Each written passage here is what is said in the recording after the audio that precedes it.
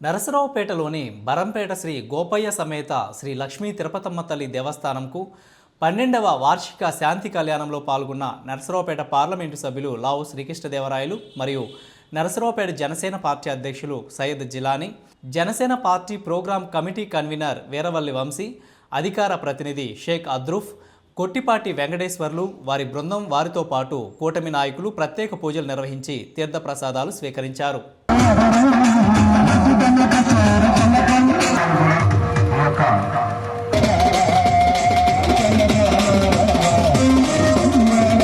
మన బలంపేటలో ఏం చేస్తున్న శ్రీ గోపయ్య సమేత లక్ష్మీ తిరుపతమ్మ అమ్మవారు 32వ వార్షిక నగర సంకీర్తనగా బయలుదేరి ఉంటున్నారు. కావున భక్త మాసాలందరూ కూడా అమ్మవారికి పసుపు కుంకుమం కొబ్బరికాయలు కొత్తగానే గల్లి విలువగా సమర్పించి అమ్మవారికి భగవంతులు కావాల్సిందిగా కోరుతున్నాము.